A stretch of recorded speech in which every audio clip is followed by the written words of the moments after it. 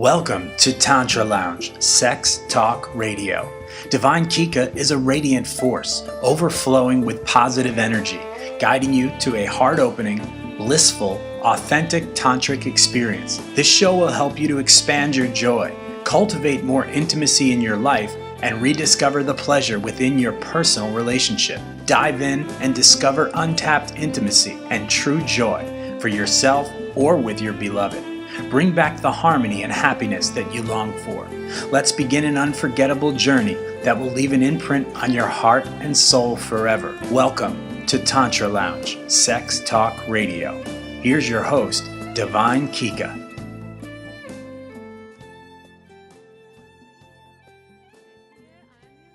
Divine Kika, and today I have a special guest.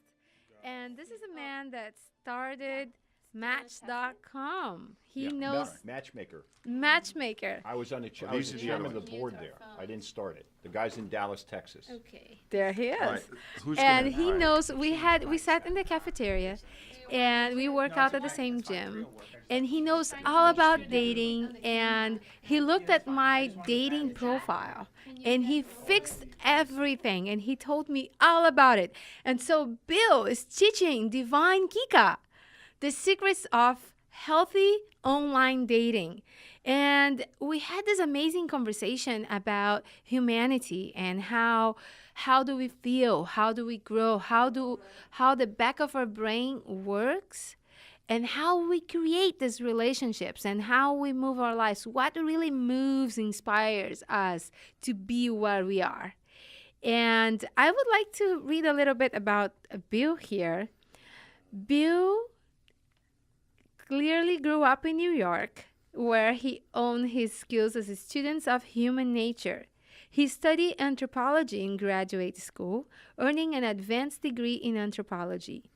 Bill also spent a few semesters in Egypt, studying postgraduate anthropology and Fulbright scholar. After school, he decided to forego on a career lecturing and entering an advertising profession, working with major companies. In 1981, he headed west and became part of Apple's marketing team. In 1987, he started digitally based internet marketing firm called CKS Group and did marketing and branding assignments for Apple, eBay, Amazon, Yahoo, United Airlines, and Disney. This list goes on and on. His company went public in 1995, and Bill was doing other exciting things too, including his work of a Texas-based company called Matchmaker.com. That's where the secrets came from. This was the very first dating site, a place where guys could meet and fall in love with amazing, beautiful ladies. Bill quickly became the chairman of the board, and eventually the company was sold to Lycos, a Spanish-based enterprise. Thank you for being here, Bill. Well, thank you for having me, Kika. It's always a pleasure talking with you. It's always fun. I love that. It's always a pleasure to see you and laugh with you. You always make me laugh so much. And I do want a signed copy of that book. And listeners, you have to understand, Kika is probably one of the most beautiful Brazilian women in our gym, or any gym for that matter. So she's really quite beautiful. And she's dressed magnificent. She looks wonderful today. Kika, you look wonderful. Thank you, Bill. You make my day. Whoa, I'm matched. So, Bill, why did you study anthropology? What was your drive to go there? You know, it's an interesting thing. You know, I grew up on Long Island, and I played a game called lacrosse, and I was real interested in Native Americans, and that led me to read. Actually, when I was in undergraduate school, a guy by the name of Lewis Henry Morgan's League of the Iroquois. It was sort of an ethnography about Native Americans. You'd be happy to know they were a matrilineal, matrilocal matriarchy. So they were a women-governed society, but they had this huge confederacy made up of 6 tribes. It's pretty cool, right? It's very different in the world we live in. Yeah, well, we're going there now. What do you think? The dudes were still warriors, and the women stayed at home pretty much. But women had a big say in what actually happened for the confederacy. It's actually 6 tribes came together as one nation, And it still goes on to this day, actually. They still have a pretty good lacrosse team up there in upstate New York. Mm-hmm. But that's how I got into it. And then I studied undergraduate history, and I went to graduate school for 4 years and studied anthropology, paleoanthropology, study of human origins, all that stuff. So that's how I got into anthropology, archaeology as well. Interesting. Yeah. And I've been talking to you all along, and I didn't know that. I thought that you were a history guy because you always talked about history and how humans behave and why we do what we do. So I thought that you study history. And I studied history as well. I was in undergraduate school. I loved history, but it sort of morphed or evolved into studying anthropology. Fantastic. So what got you interested in the dating scene, given your background in anthropology, marketing, and early work on internet? How did you connect the dots, and who created this whole thing? Well, actually, it started quite by chance. I mean, I was involved.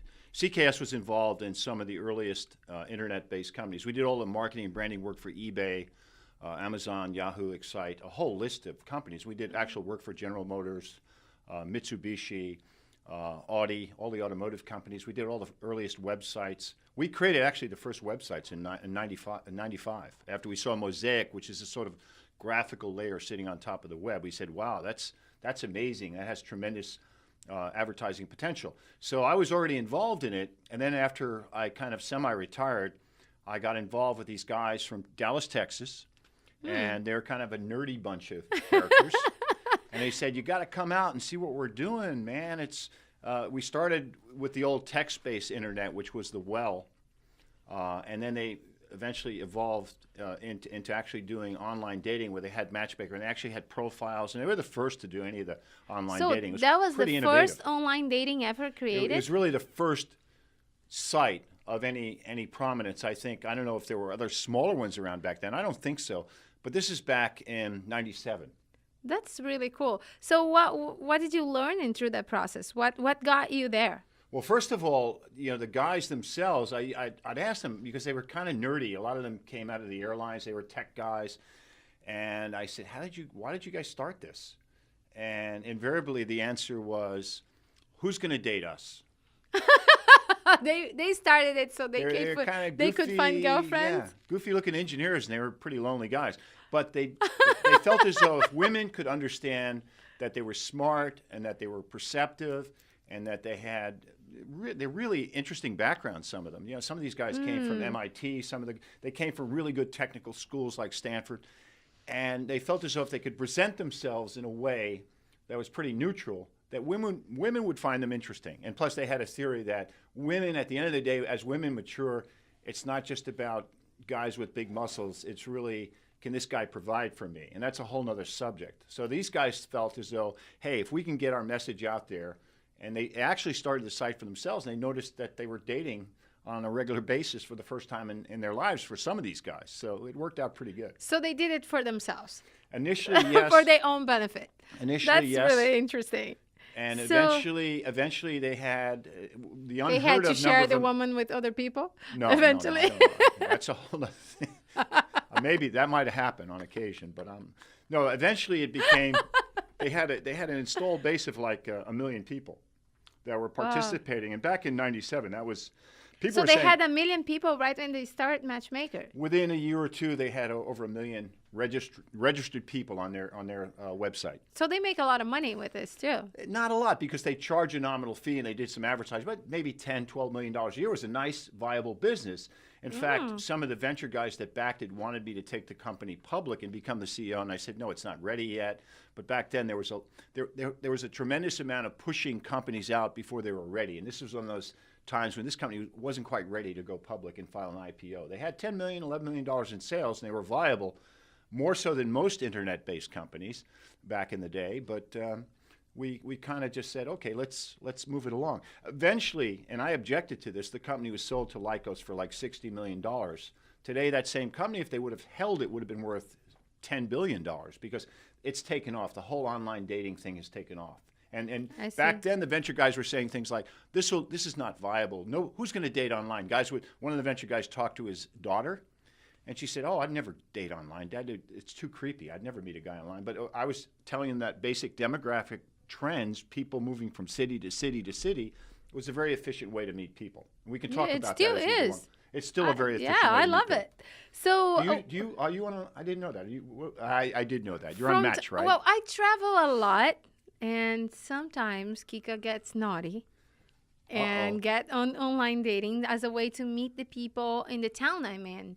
And it's a great way to sort through because it's so much information about the people that are there. Like I know how much they make, I know who they are, who they wear, like what color were their underwear yesterday. I don't know if I'd want that level of detail, but you're saying you know about their own. But it's a lot. It's a You lot get a of lot of data. information.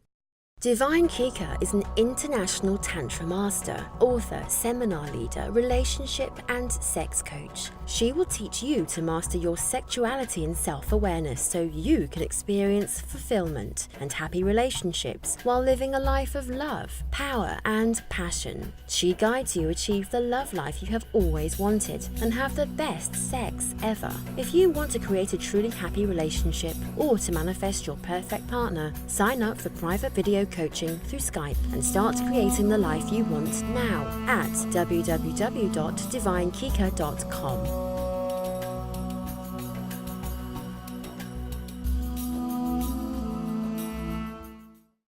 It's Okay, a lot of let me ask you a information. question because when I saw your initial web page, and this is just an offhanded question, a question for you. I'm interviewing you now.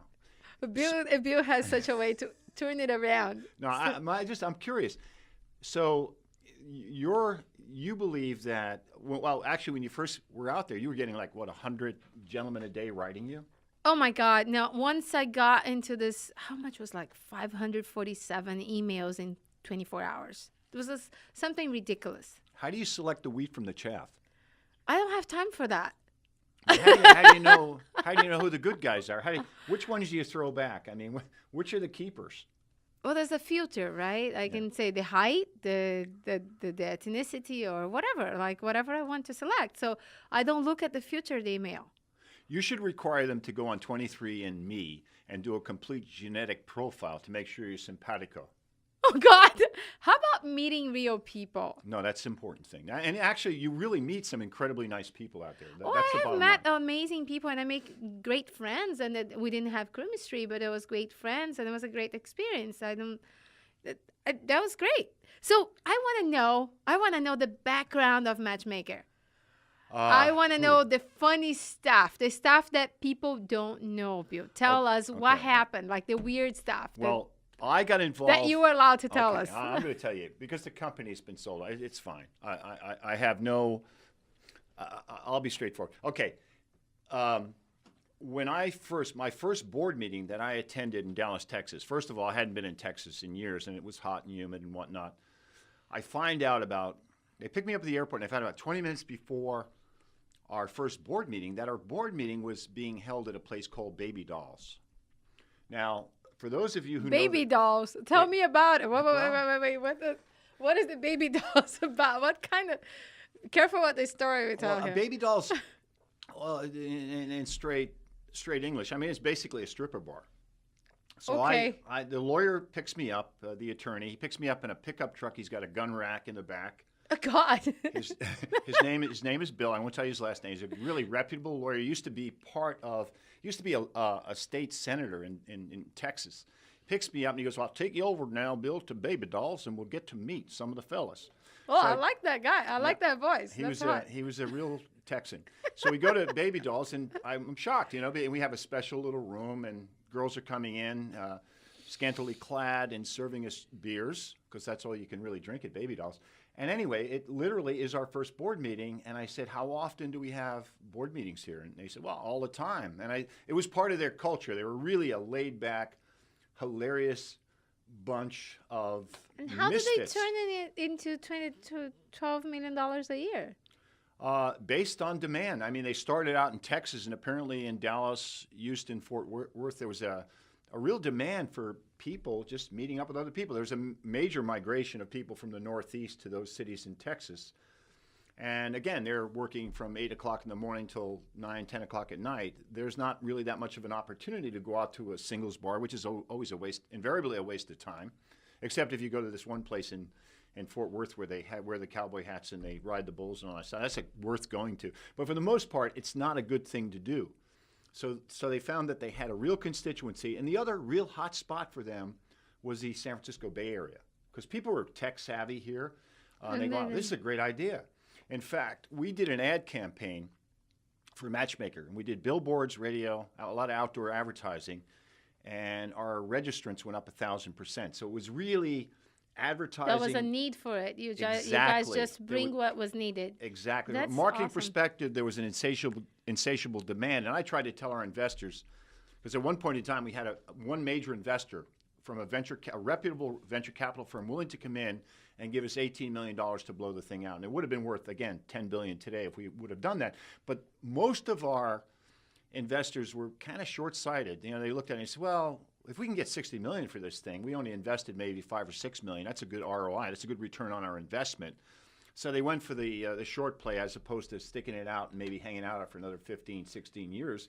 They could have made lots of money. It could have been the next Facebook. And today everybody is on a lot of people are Well, on. exactly. And the reason they're on these sites is because they get results. You know, I know. Now I have a question for you. And what's the question? The question is like, how do the people that are listening right now, that they are on online dating, because that's why we're here. We want to know how to make it better, right? We want to get the best date. We want to really attract that person that we want. So what is that make a good profile on the online dating site, any online dating site? I think going back to what makes a bad profile is if you're a woman and you gained 100 pounds and your pictures are 20 years old, and then a guy meets you at Starbucks for coffee and he realizes that you kind of maybe were a bit dishonest in terms of where you had evolved. Well, and that happens all the time. That's that horrible. happens all the time, right? So if you're out there, put a real picture of Put you real because pictures you and want to be loved by who you are. Exactly. I'd say one thing to women. I'd be real cautious, and I'd start out, and this is what I told you. I said, you know, I went through all your pictures in your profile, and I said, well, this one maybe don't look so Brazilian here. You know, you're showing too much. And not that you have to wear your communion dress from Sao Paulo, but but just, you know, tone it down a bit. Maybe Okay, don't. not too sexy. For women, if you're listening to this, too sexy is too much. Like you want to be looking good, but not on the border of too sexy. But how about that bikini picture that you let me have? I let you have it because it's a picture's worth 1,000 words. In that case, it's worth 100,000. It says a lot, but I think that's natural. That's pretty much a Brazilian picture. That's okay.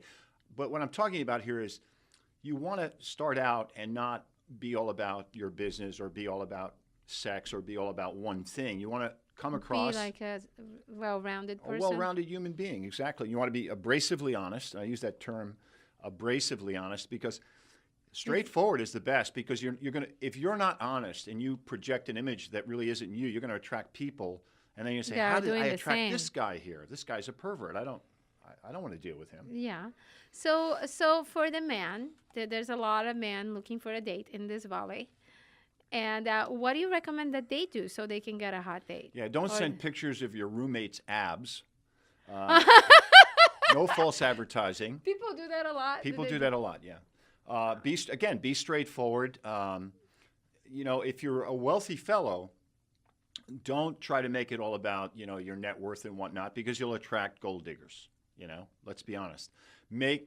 Just be straightforward. Talk about I your like education. Bill because he says it as it is. There's no It's filters. exactly what you want to do, right? Mm-hmm. You want to go out there and you want to present yourself, what your interests are. Maybe you're into windsurfing. Maybe if you live in California, you have to be a surfer, skier, all that stuff. You want to be really straightforward about what activities you really love. If you have kids, don't minimize them. You know, some people, they're divorced, they have 2 kids. In your case, you have 2 kids. Put the kids out there. Hey, I have kids. I love them. I don't have If their you- pictures in there, but I mentioned that I have 2 kids. You 'cause mentioned, I right? You don't want to preserve put their image. But if you're straightforward and you say, "Hey, I have kids," because then you weed out the guys, you screen out the guys that have this aversion to being around children. You don't want to be. You don't want your kids around some guy that really is not appreciative of the fact that these little human beings need nurturing and love and whatnot. And if the relationship's ever to become serious, you want to make sure that guy understands who you are. That you're not only Kika the Magnificent, but you're also a mom. You're this hot Brazilian woman. You're very cerebral. You read a lot of books. You write books. You've got a lot of dimensions to you. So you want to present the full Who is Kika? You want to present who you are out there. So if you're listening to this, you want to present who you really are, what you like, and what you want to have in your life. And that's okay that you show up as what you want and you don't settle for less than you deserve. Absolutely. Now, what do you think of those people that make like 1,000 lists like of what they want in a beloved and whatnot? And they go through that list and it's a never ending. It's like a bizarre...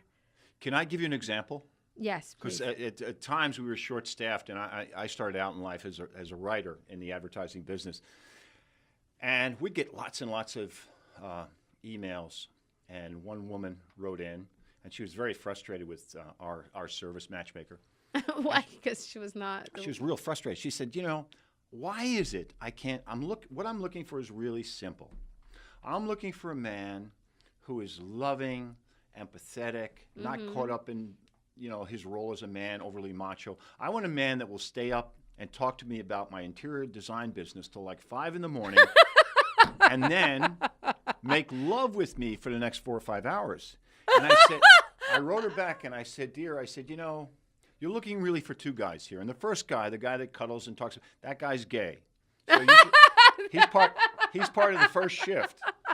The second shift is the guy that's quasi-autistic, maybe not quite a knuckle dragger, but he's going to want to make love to you for 5 hours. I said, so you're looking for 2 different guys. Because the guy that wants to make love for 5 hours will not want to talk about interior design. He's down to business. He's not. In fact, if you start asking him, and the other thing, ladies, don't ever ask a man what he's thinking, because normally he's not thinking about anything. He's not thinking. Ladies, this is one thing. If a man said that he's not thinking, believe him. They actually can do that. We can do that. In fact, I just lost it there for 4 seconds. I wasn't thinking. I wasn't even anticipating. I was kind of caught up on your new dress. No, I wasn't even. So anyway, you get the picture. Welcome to Tantra Lounge. Sex Talk Radio. Divine Kika is a radiant force, overflowing with positive energy, guiding you to a heart-opening, blissful, authentic, tantric experience. This show will help you to expand your joy, cultivate more intimacy in your life, and rediscover the pleasure within your personal relationships. A lot of people have questions out there about Tantra. I think there's a lot of misconceptions, would you say? Some misunderstandings about what it's all about? Yeah. When I say I'm a Tantra teacher, people look at me like I wish I could show you their faces. They have these big eyes and like a little... and excitement. It's like a little bit of fear and a little bit of nervous, and they look with these big eyes and a big smile because a big part of them is really curious about what it is. Of course. But then there is a little bit fear. So it all means excitement. I think so. It's a stimulating topic. Tantra is a path like Zen or yoga that uses sexuality as a door to awareness. That's right. And then Tantra is also choosing with awareness what brings us joy. Now, if we're expanding that, like what is really be conscious enough, knowing oneself enough, knowing your surroundings, knowing what your deepest desires, fears, emotions, and send that into how can I bring more joy into my life? And from that joy, expand throughout all those around me. Absolutely. I think that when it comes to Tantra and sex, it's such a hot topic. Of course, people are interested in it. Of course, they want to hear about it. They want to talk about it. But really, it's just scratching the surface of it. Although sexuality is very much embraced in Tantra, it is really not the primary focus or point.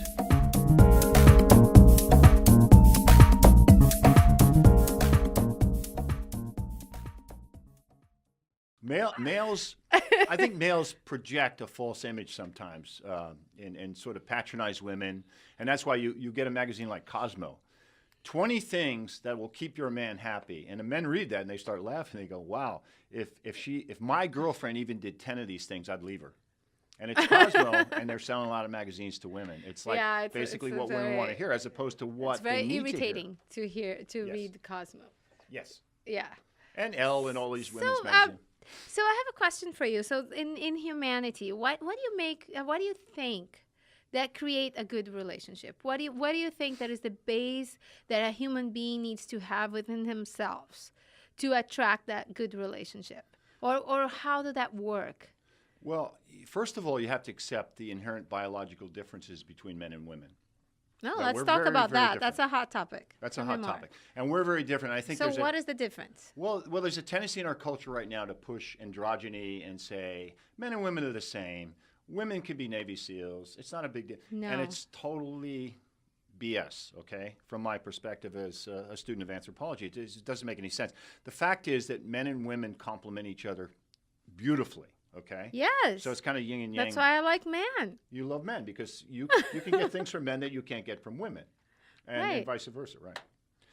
So I think there's a natural kind of fit, and I don't mean this in a sort of a sexual way, but there's a natural fit, a simpatico, where they complement each other, where the man he fixes everything around the house. Maybe he knows a little bit about. Well, I need one of those. Yeah, you need a full-time maintenance guy. Yeah, I need a good handyman. It's so hard to See, find. They get every lost. woman needs a good handyman. So there's that, and then a guy is looking for, he's out there during the day and he's taking knocks at work and he's taking knocks from his colleagues and he's having a few beers with his friends and they belittle each other. But what he's looking for in a life partner is somebody that softens his world, makes it soft, makes it comfortable, and where it's not so harsh. What does that mean, making it comfortable for him? In life, for men, there are many jagged edges, okay? And there are many jagged edges for women. But some of those jagged edges for men need to be kind of softened. You know what I'm saying? You need a partner that understands. And likewise, a woman is looking for that, that sort of strength that comes with an alpha male as the ideal model. The guy's always there. He's strong. He's a silent type, the sort of classic John Wayne kind of guy, or maybe not John Wayne. Maybe that's a bad example. But he's a soft, strong kind of. He's a strong kind of man. He's there for her, and he loves her, and it's unconditional, and he's not second guessing her. He's complimenting her. He has some empathy for her. The differences between men and women. He understands women. And he compliments when it's an appropriate time without patronizing. You have to be able to compliment a woman without patronizing her or making her feel like you're just, kissing her butt so you can get, some coochie, Can we say coochie? Is that okay? Yeah, we could say coochie. What's the Brazilian word that we can use? No Brazilian word. We have a Brazilian word. I know we do. Other than Raimonga?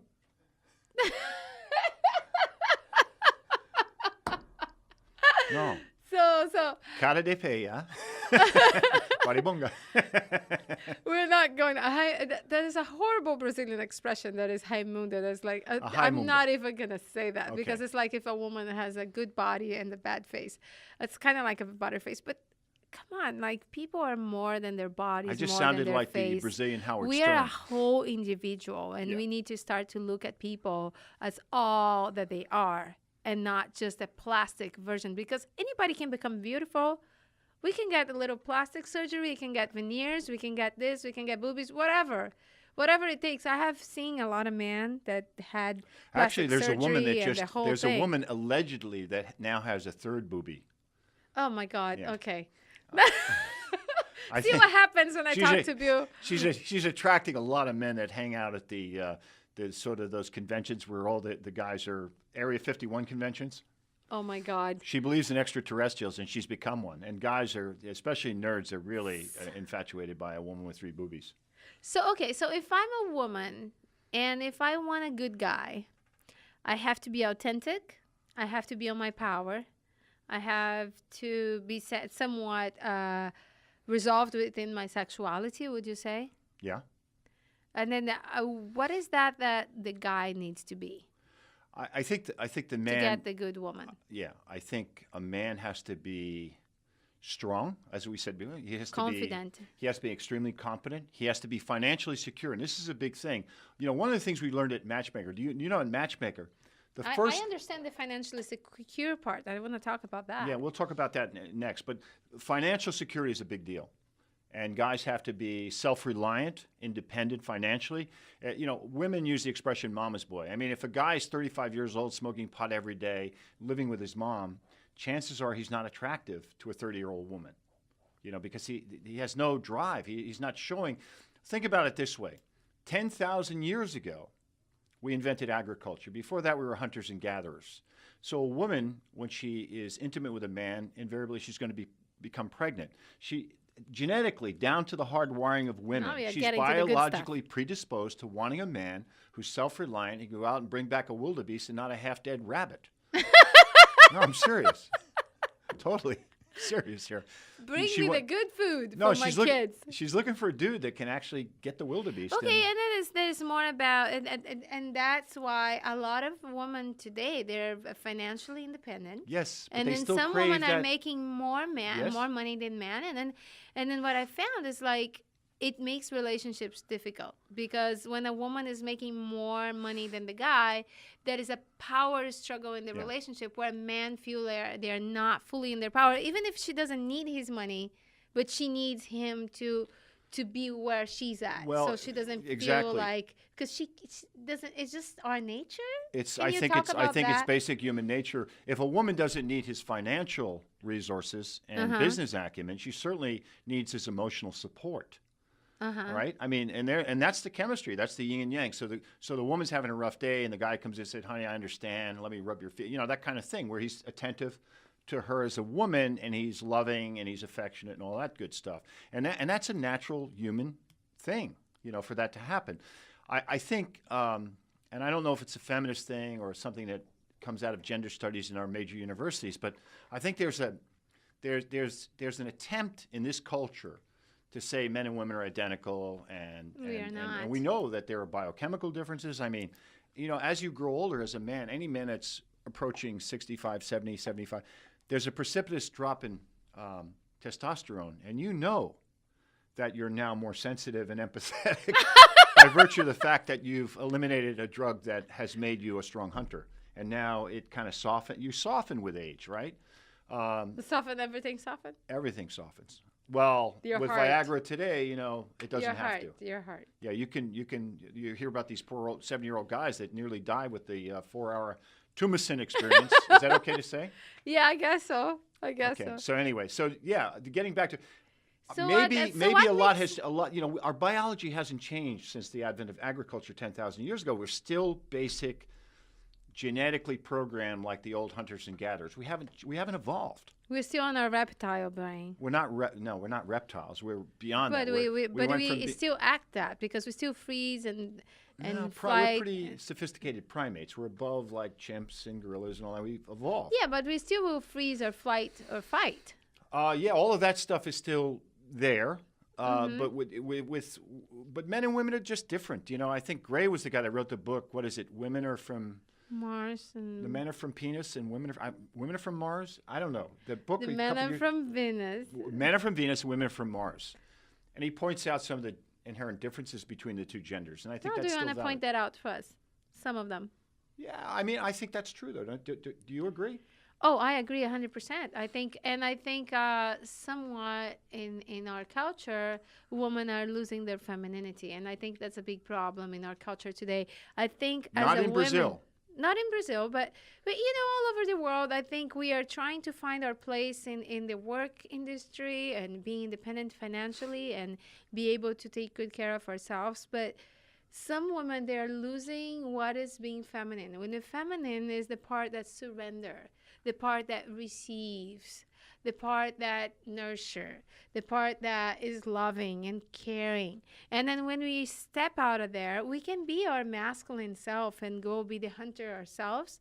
But if we stay in the hunter too much, we lose what makes us fulfilled, what makes us happy. And I think it's beautiful if a woman wear a dress. And if we are in our femininity, it makes us feel lovable. It makes us feel good and beautiful. Not just pretty, but you can be beautiful. And then there was a big culture early days that if a woman were too beautiful, she couldn't be smart or she couldn't be successful. She couldn't succeed in the male world. And I think this is all BS because we can, as a woman, I can be a beautiful woman, I can be sensual, and I can be fully in my power as a woman and still be feminine and surrendering to receive love and having a man beside me that is there for me. And I can feel, and then he feels good in his masculine, where he's strong and he takes care of me, and he surrenders into his masculine, what is taking care of him. And then he surrenders on receiving my love as well. What do you call that in the divine Kika terminology? What is that called? I like to call the divine feminine, when we can surrender into, as a woman, I can surrender in my divine feminine, and the man can surrender in the divine masculine. And the divine masculine, he surrenders into her love. He surrenders into her nurturing. He surrenders into her care. And he lets us nurture him as well. He receives our love. Because as a woman, we want to feel received. We want our love to land and stay. Hi, I'm Divine Kika. I'm here to invite you to my new radio show, this and every Saturday at midnight, to inspire you to create loving, happy, fulfilling relationships in your life and have the best sex ever. I'll teach you tantric sex secrets never known before, to spice your life and to give you greater joy. Join me this and every Saturday at midnight. Divine Kika Tantra Lounge, Sex Talk Radio. For more information, go to divinekika.com. And the men like to give as well, and then so if we both. No, I think that's true. You're getting back to how do I see men and women in terms of their differences? Well, based on the empirical data that I looked at, when I was at Matchmaker, we'd look at thousands and thousands of just sort of behaviors that are part of a matchmaking website, and would find that invariably women, the first thing they would go to, what would you think they would go to in the profile? Financial. Education, financial, to see if he's stable. Is the guy stable? Unless the woman's like 20 and she's still going through the phase where she's infatuated by the guy with the big biceps and all the tattoos, and maybe he's living with his mom. She's not really thinking beyond that. But I think it goes the same way. The guy can be handsome and have the great abs and be financially independent as well. Absolutely. There's no reason why. And that doesn't mean that if he's strong and fit and handsome that he's not financially. They can be it all. By the way, the one thing we learned again at Matchmakers that everybody has a match, and it's not all the same. Everybody has a potential partner that they'll just absolutely love to death, and there's a good quid pro quo in that relationship. Good, not just biological reciprocity, but a good working relationship. And people I think one of the advantages of online dating is people actually get to interview each other and go a bit further than if they're sitting half inebriated at a singles bar and they meet a hot chick and they go home with her, and the next thing they know they're in a relationship. I mean, that doesn't work either. No, because you don't know anything about that person. It's kind of scary. In fact, for your Indian viewers, actually arranged marriages have a lower divorce rate. It's my understanding, have a lower divorce rate than people that actually choose their mates. Is that actually true? I believe that's true, and maybe one of your Indian callers at some point, or they could contact you at the station. Well, I noticed that they tend to honor more families and the family values, and I think it's a beautiful thing. Yeah. Like for them, for you, like, and that's something that we are missing in our culture today in America. That high value for family, because people are really not wanting to get married unless they want babies. Well, that's true, and the other problem is the old adage that comes somewhere from the American heartland: why buy the cow when the milk's free? There we go again. And so is that conducive to non-committal males? Probably. A high divorce rate as well. People see their parents getting divorced, and long litigation battles and lots of animosity between the two parents and whatnot. And they have an aversion to marriage. So I think that's part of it as well. I mean, it's all part of it. But I think that there's nothing wrong with marriage. I mean, there's nothing wrong with, let's say, a marriage where you're married in spirit, where you live together. There's nothing wrong with that. I mean, it's the way people have always... Thing. Yeah, it's a beautiful thing. It's the way people have always gotten together. And that gets, like, just by sleeping together or getting five hugs, we get that oxytocin dose that. With you, they get extra though. And they get a lot more extra with that woman than extraterrestrial with the third boob. I mean. They got it. Whoa.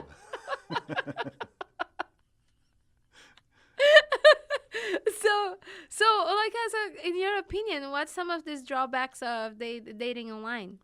I think, when I look back in retrospect, and again, this is over 10 years ago, actually over 15 years ago. And I look back on it, and having talked to people, I know at least 3 people that have met someone and actually gotten married as a result of online dating. So there's some good things. And those are just casual acquaintances. A lot of people don't want to admit that they met somebody online, but a lot of people are meeting online and getting married and having great relationships. I would say one of the drawbacks is people just, on the female side, people may be fabricating a bit about their appearance because they know it's important to the average shallow Hal out there. So maybe they show a picture that was them at their best at age 22, and now they're 40, 52, and they fabricate a little bit. I think with guys, some guys will put out there, hey, I got this, I got that, I got to drive a Jaguar and stuff, and they're attracting the wrong type of gal. I think the one thing that you could learn from online dating is that, first of all, narrow your focus in terms of your profile and see what kind of people write you, and then always sit down, have a cup of coffee in a public setting. There are different levels of intimacy. If you really like the guy, go out to dinner, go out to a movie. It's the same old dating pattern that we had as high school kids. First, you check them out in the classroom, then you get to talk to them at lunch, and then you say, hey, maybe we should get together for a date. It's the same progression. And it doesn't need to be rushed. So I think people really need to think about what it is they're looking for. And I think chemistry is chemistry. I mean, a person of the opposite sex that you find attractive at one level may not be attractive at a deeper level. And you might also have someone that you might be incredibly attracted to that you also find you have a tremendous amount in common with. So, pursue that as well. I mean, so it's a question. The downside is getting too many, like you get a couple hundred emails from guys, 500. How do you sort through that? You need a secretary, Kika. Just a woman who's objective and says, I turn it off. I don't have time 3 for that. piles, print them all out and have the lowest pile of these guys are just weird. And then the next pile, they're nice guys, but probably not for Kika. And then maybe select out another pile, and then out of that pile, take the top 1%. I think out of those 500, I met 3 people. Yeah, and 500, and you sorted it out. And they're all gone. And they're all gone. It sounds like Harvard. It sounds like the entrance. It sounds like trying to get into Harvard. For every 1,000 applicants, they accept a handful. Oh my goodness. So, what are the keys that you learned about men and women, and when it comes to setting expectations and in the pursuit of the perfect match? What are the keys for finding it? I think what I've noticed is that the women who are realistic come from a household where dad was there, and dad set a great example, and they had maybe a brother, maybe 2 brothers, and they understand males. They really understand males. Males can't go and patronize and BS them into thinking, oh, this guy really is Prince Charming. They know male strengths, and they know male weaknesses. They know, for example, when I was in college, all these raging hormones, and so I'd be with my girlfriend, I'd be walking down the street, and a beautiful woman would walk by, and my head was like on automatic pilot. It would just swivel in the direction of the beautiful woman. And it wasn't an attempt at insulting anyone. It was just a reflex response. And it was a real discipline not to do that. There are certain male characteristics that are genetically programmed. It's like when I look at my dog and I tell him not to pee in the house when he's a puppy. It takes training. So women have to look into my eyes, Bill. Into my eyes, up here. Look at my eyes. Stay up here. Stay up here. So women have to understand men. They have to understand their strengths and weaknesses, their limitations, right? And likewise, men have to understand women and their strengths and weaknesses and limitations, and the differences between the two. And understand themselves as well. Exactly.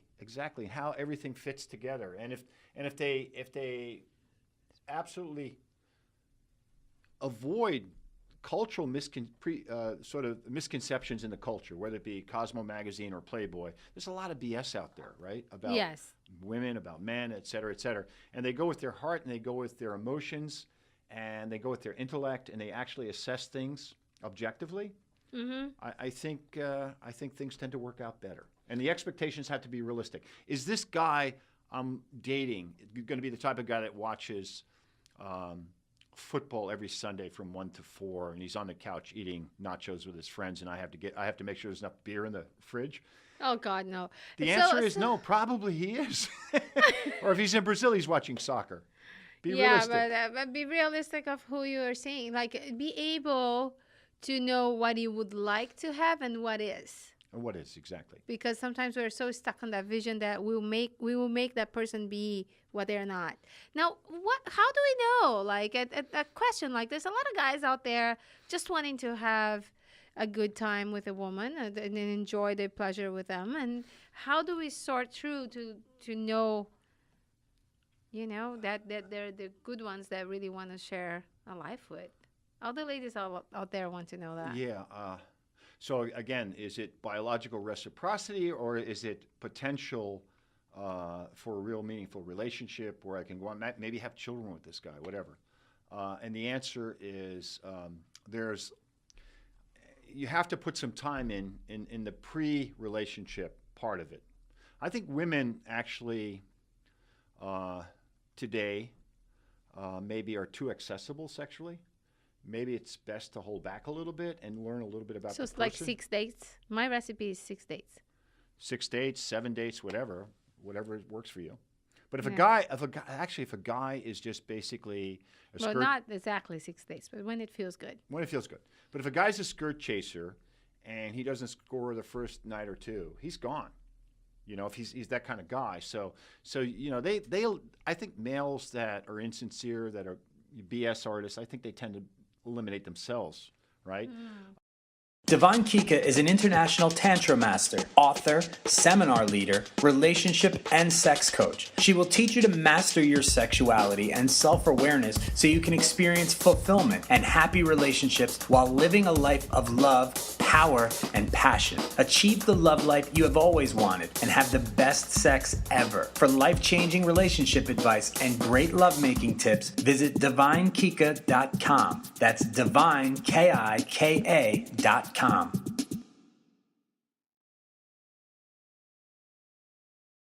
I wouldn't also, on the flip side, if I would tell women not to bring up raising kids the second date. You want to see a Hi, guy? nice to meet you. Would you raise my kids, please? That's kind of scary. No. Even if you have kids, that's a different story. If you're divorced and you have kids, but no, if you're starting to talk about a family, that could scare them off. Because think of a man. It's kind of like boiling a lobster. You put the lobster in the pot, and the water's cold, and then you turn the heat on. You have to turn the heat up slowly, because they're a little bit insecure about kids. They go, wow, I'm just, and especially with prolonged adolescence, males are not that mature at age 30. When I was like 25, I was self-reliant. I was doing marketing for rock concerts, making a lot of money, doing entrepreneurial things. And guys I look at kids today, young kids. Same thing. They're not as self-reliant as they used to be. They live with mama and dad, and I mean, I don't know. And even if they're independent, they are not ready for a serious relationship. But some men, but I experience a lot of the reverse. I go out with a man like twice, and then they want me to be in a monogamous serious relationship with them, and I'm like, no, I don't know you yet. I don't know if I like you that much. How can I say that I'm going to be only with you? And that's also frustrating. That's weird. That's a bad signal if the guy. If you're mine. No, I'm not. If you go out with a guy twice and he wants to spend the rest of his life with you, you must desperate. be an incredible woman, or in reality, he's probably a very needy guy. Yes, and we don't. Nobody likes needy people. Nobody likes needy people. If he's following you around when you go to the bathroom and stuff, that's a bad sign. I didn't know that. You're at his house and you say, "Excuse me, where's your bathroom?" Oh, it's the second door on the right. And he follows you and he's outside the door. That's weird. That's a deal killer. So tell me, did you ever use Matchmaker to get dates yourself? Actually, when I was single actually at the time. I've been in a relationship for 14 years. I didn't meet my wife on Matchmaker, but back then You didn't. I didn't. Okay. Back then I had a 46-foot sailboat up in Sausalito, and I actually tested out Matchmaker more for my friends. And what we'd do is we'd post, the chairman of the board is having a get-together with local girls, women, who should be on the boat in Sea Dock in Sausalito and meet some of his friends. And I'd actually throw parties out there. But I didn't date anyone from Matchmaker myself because I thought that might be a conflict of interest. but I actually witnessed and was almost like a matchmaker myself on my boat where they were, coming on board and whatnot. I met a lot of wonderful, incredibly smart, intelligent, thoughtful young women who would come on we'd go out sailing, and a bunch of my friends would be out there, and then we'd go to the Sausalito Yacht Club and hang out for a while. And I got quite the reputation of Sausalito Yacht Club. They go, "Where do you find these women?" I go, "Well, they just come on my boat. I don't know. I never really tell them, but it was kind of humorous." But the point being is that no, I didn't, but I saw it, and it was great, and I know it works. I know it worked back then. So what are the websites that work today that you recommend for people? I think the best is Match.com. Match.com. Yeah, I think so. Okay. Because I think they have a reputation. It's kind of like they were right after Matchmaker. If Matchmaker had stayed around, not sold off to Lycos, a Spanish company, and then lose its presence in the U.S., I think it would have become the definitive matchmaking site. But Match was right there behind Matchmaker. In fact, I don't know if they borrowed that name, Match.com, instead of Match. We already owned Matchmaker. But the fact is, it's a pretty good site. And the 3 or 4 people I know that got married as a result of online dating actually met on that site. And it seems like, it's kind of like eBay. Why do people go to eBay? To sell their stuff out of the garage, because that's where the buyers are. Same with Match. They have a franchise, and that's where all the people are. There's a lot more people, I think, on Match. Some people tend to be on multiple sites. I don't know how they manage it, but Match seems I don't have time for even one day of emails. How does people do that? I have no idea. But people are pretty serious, and they have some sites. They have new sites now where they're really, actually, it was just a news account of a site that sugar babies, where rich guys, old guys in their 50s, 60s meet young women who want That's some horrible. kind of, it's almost prostitution. I mean, that's kind of crazy, but that stuff is out there now. And there's also religious sites like Christian Mingle. So people that are real religious, Actually, at Matchmaker, we had different... Spirituals, yeah. Yeah, they're Christian, right? They want to meet other Christians. There's J-Date for Jewish people. Actually, in Matchmaker, we had sub-sites. We had a gay site. We had a site for Mormons. We had a site for people that were Catholic. We had a site called Yenta for Jewish people. We need a site for Tantra people, and I'll make it. Tantrics, actually, a tantric. That's my new thing. A site with tantric people all over America would be actually pretty incredible for those people that subscribe to the tantric, and they read the Kama Sutra, and they know Coming about, soon and they've read the Divine Kika, DivineKika.com. the 10 tantric sex secrets. They've read that book. Then they would be happy. They would be incredibly happy to be on that site. Thank you so much, Bill. It was such an honor to interview you and learn so much. And then I like how real you are and the wisdom that you bring from your being and what you know. And I really appreciate it. And I appreciate you in my life. I appreciate seeing you every day at the gym, and I appreciate our laughs and the fun we have. I have to tell your listeners, Kika, that you are not only a vision of loveliness, but also you're a really smart lady. You're a woman who grew up in Brazil and learned English and is really articulate as a writer. You can write now in English, but also you're quite the entrepreneur, and you really believe in the things that you believe in. And I think that comes across, that level of sincerity comes across, and that's why I think people love you as well. Oh, thank you, Bill. Thank you. Thank What an you. honor. Thank you so much for having you here. We are going to a break, and that's Tantra Lounge, Sex Talk Radio. And we'll be right back with you.